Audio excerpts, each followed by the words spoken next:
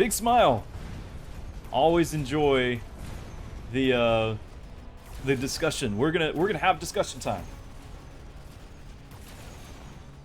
Just give me 1 second.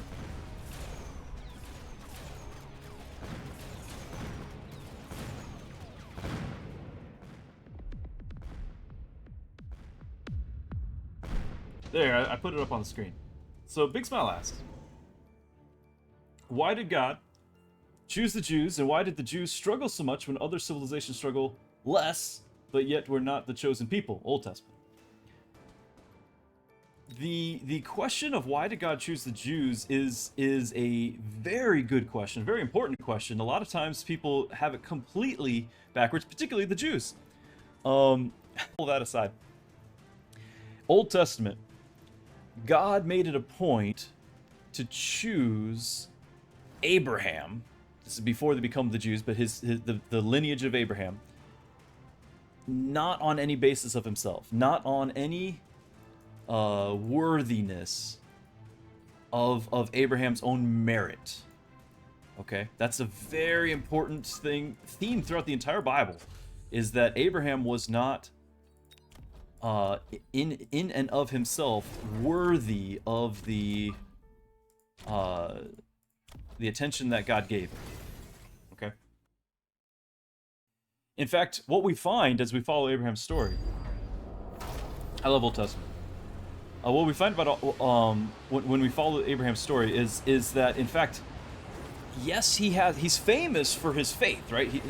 The thing with Isaac and all of that, like, he's very famous for this. But what we find is he's actually just as much of a screw-up as the rest of us. Okay, he made mistakes. He was fearful. He was doubting.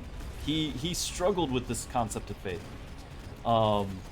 He lied.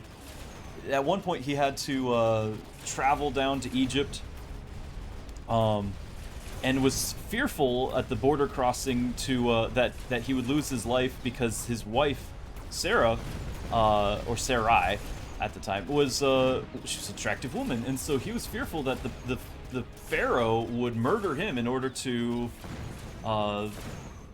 justify taking his wife for himself. And so he basically lied and says, "Oh no, this is my sister." Now, technically, Old Testament times, things were different. There's this half sister, and actually it was okay. Let's not get into that conversation just yet. But if you want to, we can. Half sister, it was okay. But the lie was the fact that he didn't mention at all that they are married. And so Pharaoh was just like, okay, well, she's not married. I'm gonna take her for my wife. And God's like, this is not good. I do not approve. And so he sends like a plague. This is not the 10 plagues of Egypt plague. He's just like, hey, you need to figure out what's going on here because I don't approve. And so Pharaoh's like, what's going on? And he finds out this is actually a married woman, and so he had committed a wrong thing, and he returns the wife. But the whole thing was and Abraham does this twice over the course of his life. He lies to protect his own skin, sacrificing his wife. Not the perfect example that everyone likes to think of him. Does that mean he's a horrible guy? Well, no more horrible than the rest of us. Okay. The point is, he's average. He's not on a pedestal, he's average. He's the normal guy who does want to do the right thing, and yet is human, and the humanity gets in the way. It's average. And so the whole point is that God chose a people that is a sample of humanity. Not that they were better than humanity, it is a normal example of humanity to represent humanity. And so they, as a people, become a people of what is called in the Bible, it's called priests. We have our own cultural understanding of priests, but the concept of a priest in the Bible to begin with is a mediator, a go-between, somebody who will represent somebody else and present their case. You might think of a lawyer, right? And so a mediator, a priest, is going to go and represent the people to God, gives, if people have done wrong, they want to give a sacrifice, an offering to say, I recognize what I did was wrong, so I'm going to give something that is costly to give back to you to make it right, that sort of thing. So they have the ability, they do it through the means of a priest. And then vice versa, when God wants to communicate to the people, because until Jesus shows up, there is a barrier. We can't just waltz into God's presence and assume that we're worthy of doing so. Jesus is the reason why we can do that today.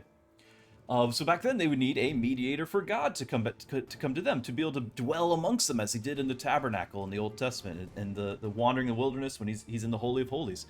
And so the priests are the go-between. They represent God to the people, and they represent the people to God. Okay, so that's the concept of a priest. The nation, then, by extension, is meant to be a priestly nation to the rest of the world. They are among the world, but they're representing all mankind to God, and then they represent God to all mankind. They are the go-between in that sense. So you got like the individual priest, and then you've got the national priest. That was the reason why God chose the Jews. Basically, it didn't have to be that particular family, but he did want a family that was representative of all of them. So the same reason why when Jesus shows up on the earth, we celebrate Christmas. We have the nativity scenes, right? We have the whole thing with baby Jesus in the manger, which is just a feeding trough. Nothing special, nothing fancy. He's poor. He's average. He's just right there amongst everyone else who's poor, which was just about everybody at the time. Like, there was nothing special about his position, his lineage. Well, I mean, there was later, but like, status wise, right, cultural wise, that anyone would say, hey, this guy is a king. He's born amongst the kings. That's why the Jews were like, hey, this guy can't be our Messiah. He should be a king. He's representing us, so he's one of us. So this concept of having somebody who is one of us is found already in the Old Testament with the Jews. The Jews, as a people, were just one of us. They had a job. The Old Testament is all about them, whether or not they fulfill their job. They didn't do it very well. And the reflection is not, well, the Jews failed. It's humanity. Any one of us would have done the same thing. We all would have failed. Any one of us would have failed. Adam and Eve. Adam and Eve. Why do we have this whole thing? You may or may not believe it. I do. I take the Bible literally. Adam and Eve were representative of all of us. We might say, well, if I was in the garden, I wouldn't have sinned. I wouldn't have eaten from the fruit. I would not fallen for, that trick. It would have, I would have been smarter. Well, the point is, Adam and Eve were smartest people to have ever lived. They didn't have the fall, the curse, the corrupted mind, all of that. And they fell. They were representing us. They were average of what we were capable of and what we would have done, and they did it, meaning we all would have. So the whole thing is God is using a sample to show the whole. Here's what represents us, our representative governments and all that. We have a representative people before God that says, okay, this is the sample of mankind. Here's what we can do. Here's, if God tells you exactly the rules that you're supposed to follow by, can you be perfect on your own? No, the Jews couldn't be perfect. Neither could the rest of us. So they're not special, they are normal. And of course, just like normal people, it went to their head. They thought they were special. We would have too. That's not a slam on them. We would have too. In fact, quite often here in America, we do the same already. We do think that we are better a lot of times. And so it's a humanity thing.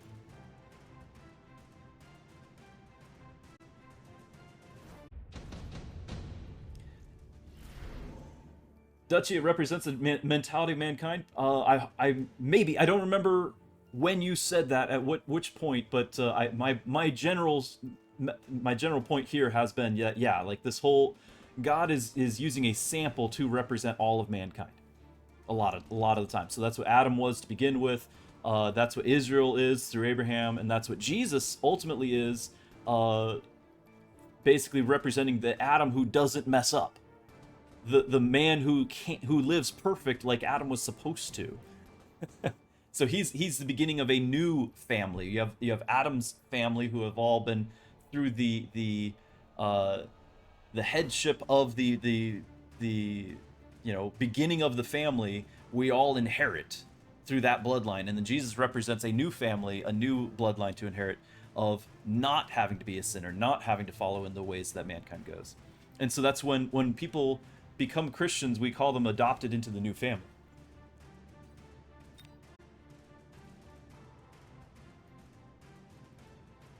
I was gonna mention the Big Smile's question about the Egyptians. Let me backtrack. So we were just talking a little bit about the Egyptians. So the question is, if the Egyptians see all of these things, and their gods aren't giving him stuff, why didn't they convert? Another very good question. So the Egyptians, most of the time when we think of the Old Testament Egyptians, we're thinking of Moses, we're thinking of the plagues of Egypt, and we're thinking of basically this contest between the God of the Israelites and the God of the Egyptians, right? What people don't realize, because they just take the story as a kid's story, we don't think of it as a real event, which it absolutely is presented as a real event. Those 10 plagues are not random. They're not just a random thing. When I heard it as a kid, it's like that's just the weirdest thing to pick. Frogs, right? Why is there a plague of frogs? It's not random though. It's because they had an Egyptian deity of frogs, of the Nile, so the Nile turns to blood, of the sun, so the sun gets darkened, all of the cattle, and all these different things. Every one of the plagues was a slap in the face of the Egyptian deity. He's basically tearing down their false religion piece by piece. Everything that they might turn to. You have this one deity fails, well then let's turn to the next deity. Well, I'm going to take that one away from you. Next deity, take that one away from you. Systematically taking apart their whole religious system till they have nothing left. And they have the opportunity, as you ask, why did they do? They did. That was the point. God's saying, your gods aren't good enough. I am the real God. You have an opportunity to believe in me. You can believe in the God of the Hebrews. And what does it say? It says Pharaoh hardened his heart. Pharaoh didn't want to. He's presented with the choice, and he said, you know what? No, I don't want to. And that ultimately becomes the reason why they reject as a nation. They follow the leadership. They reject as a nation the God of the Israelites. It's a bombardment.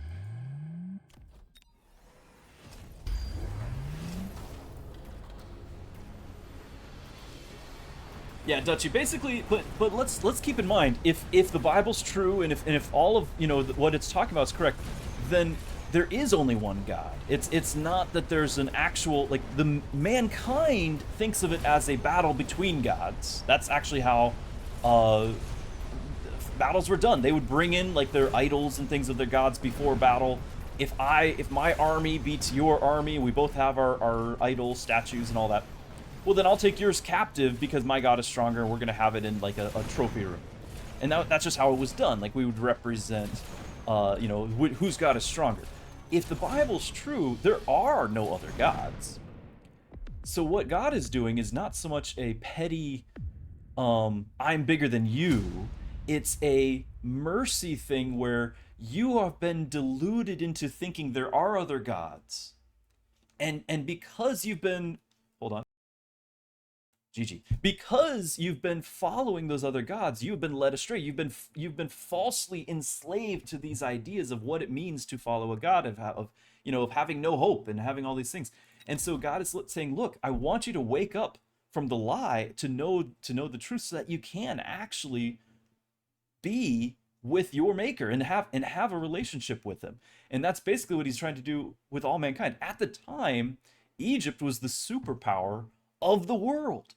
If you wanted to say, okay, what would represent, we're talking about representation, right? What would represent the whole world of mankind in one go? It would have been Egypt. And so the whole world is facing off, because everyone knows the Egyptian gods. They were the strongest power of the ancient world. So if the Egyptian gods are taken apart piece by piece, all the rest of them who the Egyptian gods have already defeated, right, supposedly in their minds, all the rest of the gods are now inferior as well. And so the message goes out like, look, these won't get you anywhere. And so God is not a we attribute our petty human things like God's boasting and God's bragging, and I can take it apart. And it is funny. It's humorous to see that happen, but in the reality is it's God is trying to say, look, I grieve for the fact that you've enslaved yourselves to these idols and the worships and the human sacrifice and all the different things that they're doing. You don't need to do that, and it's awful. I want you to have this relationship with me. And so he's trying to break them free from that. But he has to speak in their languages of God, deity versus deity, right? Like that's how they understood things. So he's using their understanding to make that happen. I hope that makes sense.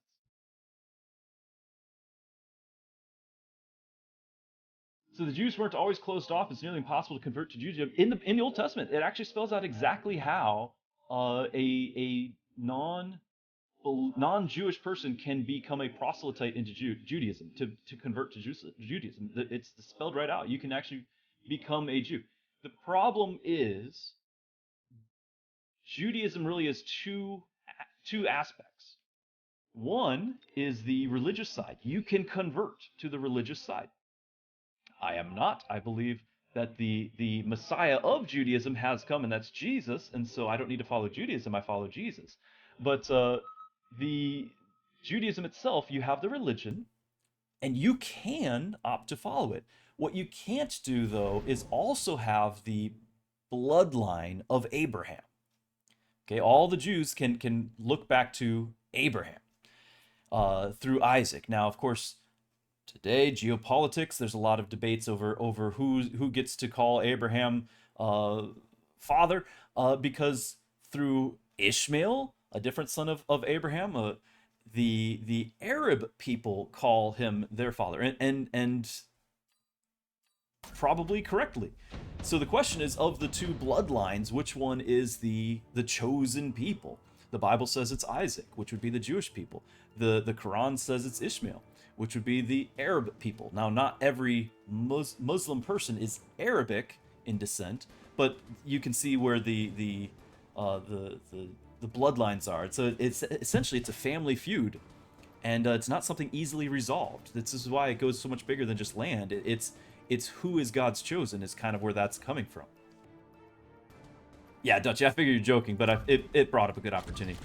And that's why I brought it up, the whole thing, the thing with the Egyptian gods. Like, I find it humorous. I do find that funny. Like, you think your frog god is so powerful. Well, let me just have some more frogs here. Like, let's just throw frogs on everything. Oh, you have a fly god. Well, here, have a gazillion flies in everything.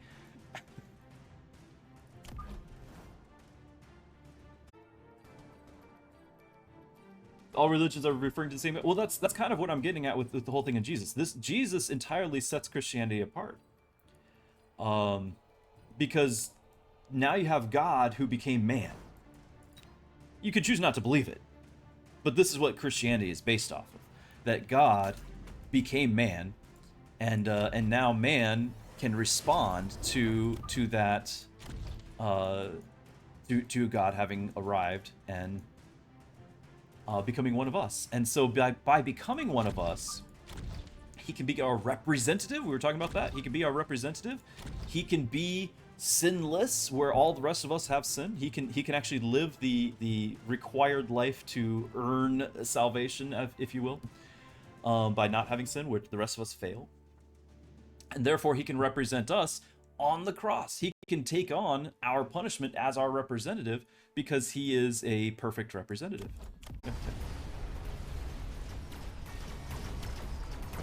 Would existence of aliens prove the Bible wrong? No.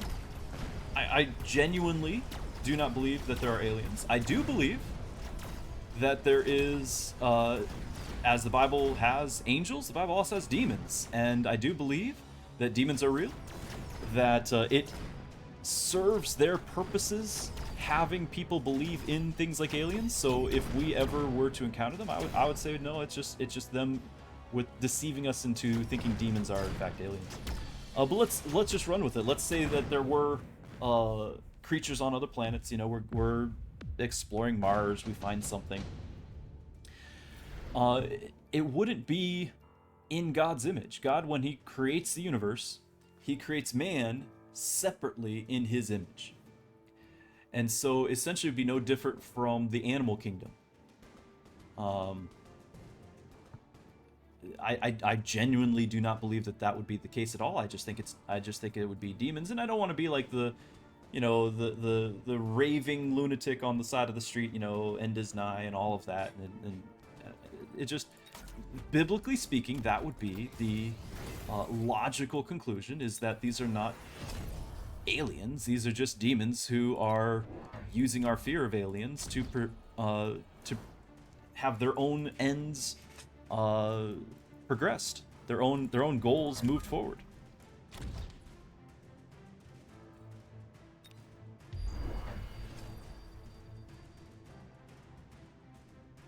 Big Smile, did I get you were talking, you said something about Egypt. Did I get all of that? Wow. Oh, India and China. Okay. So that's going to be similarly, that's going to be the same idea of the representation. Remember when we were talking about how, like, you're taking a sampling of all mankind. So all of this is happening within the sampling, but the presumption would be, had God chosen to use people in a different region, we would have the same results. Right? So it's a sampling. This just happens to be the samples. It is interesting to note that when God chose the descendants of Abraham and all this, we call the term Semitic. The Semitic peoples are the peoples in the Middle East. Okay, that's not limited to just Jews, but it is. In fact, it's all Middle Eastern peoples.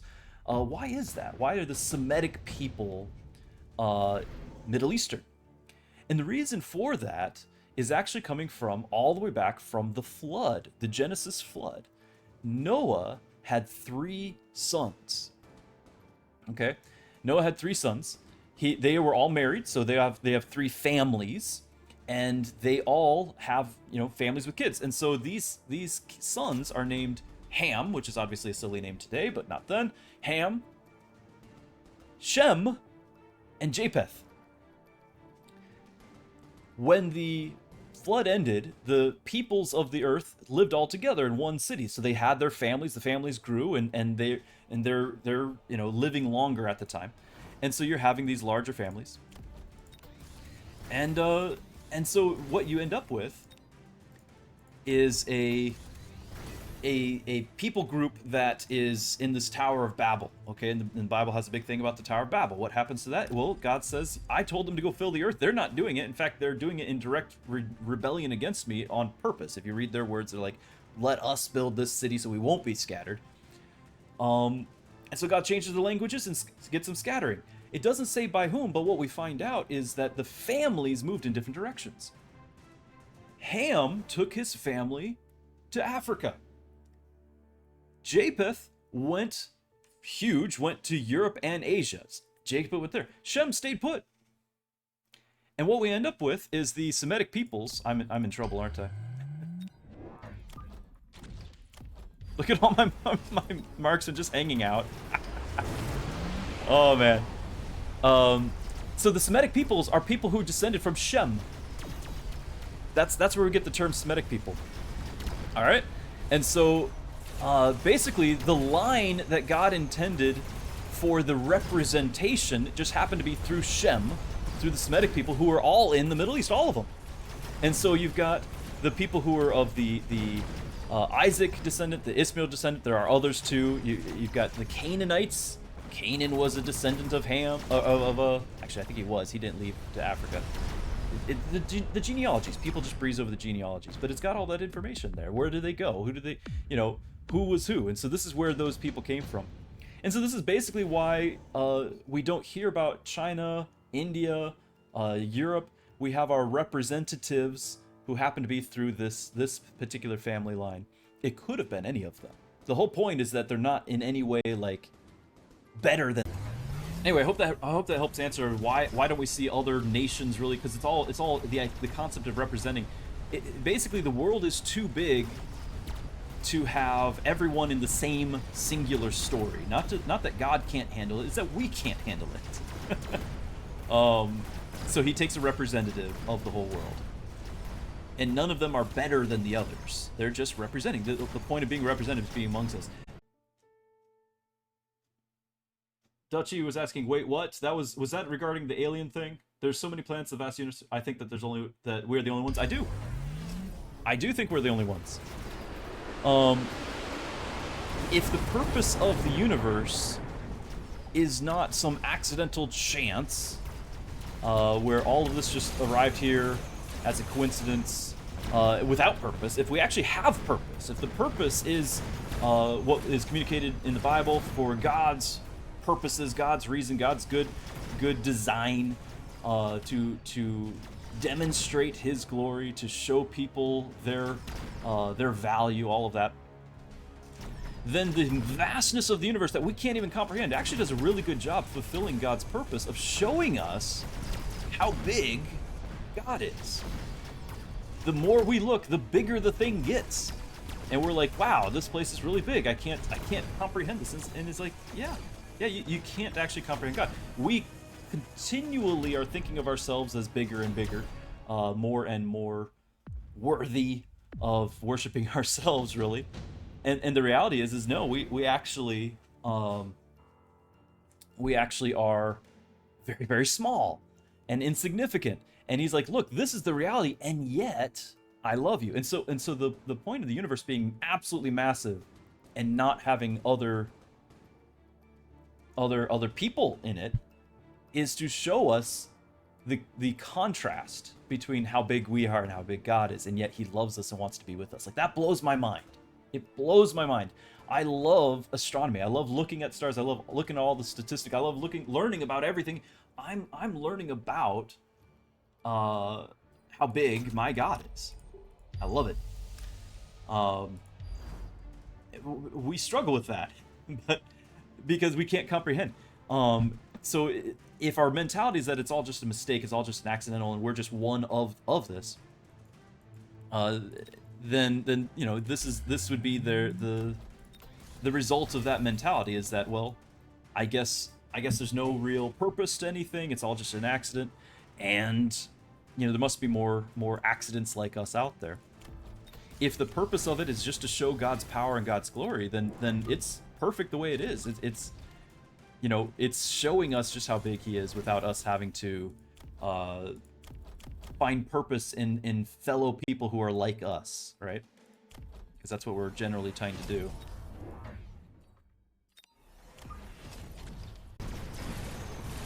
Then aliens could not convert? It would be the same idea of asking a something of the animal kingdom, a cow, to convert, right? Like, it doesn't have a soul.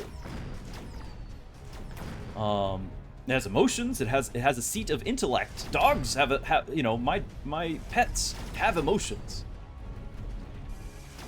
There's no doubt about that, but they don't have a soul.